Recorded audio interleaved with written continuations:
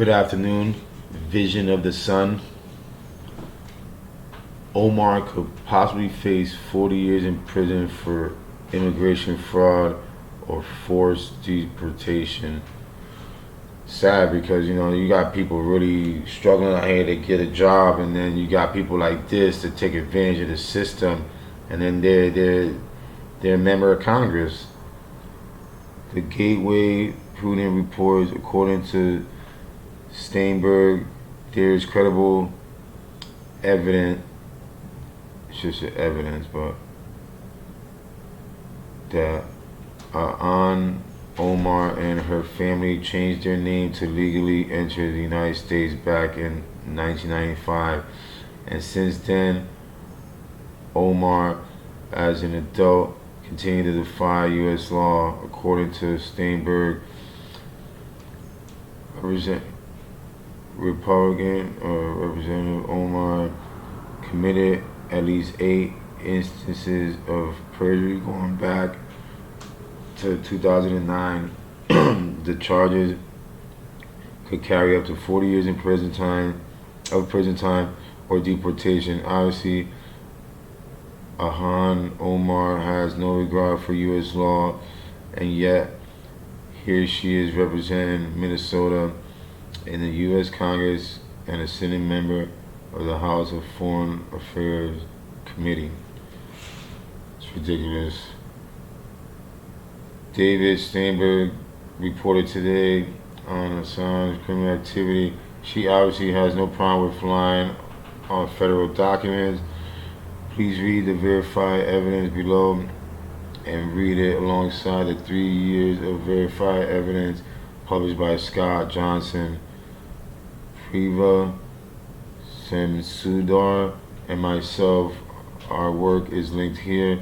The answers to those questions about 2009 appear to give probable cause to investigate Omar for 8 instances of perjury, immigration fraud, marriage fraud, up to 8 years of state and federal tax fraud, 2 years of federal student loan fraud, and even bigamy.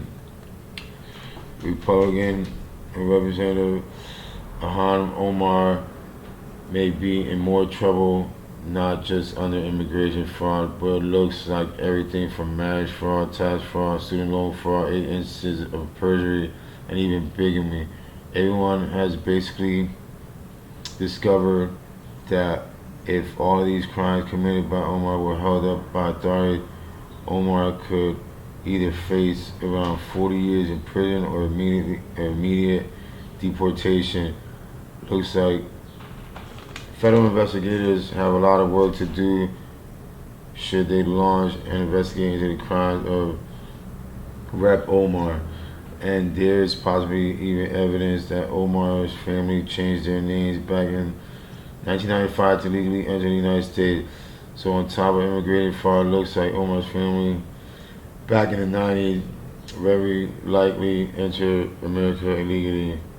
How is Omar in office when we have all these crimes, immigration crimes involving Omar's family, including bigamy? Alright, I'll put the link to this in the description below. Let's go to the next one.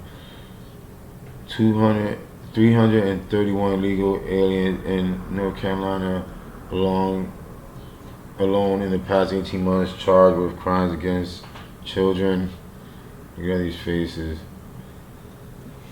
The Epoch Times report in North Carolina during the last 18 months, more than 331 illegal aliens have been charged with 1,172 child rape and child sexual assault. That number is about 30% of the complete statewide number estimates.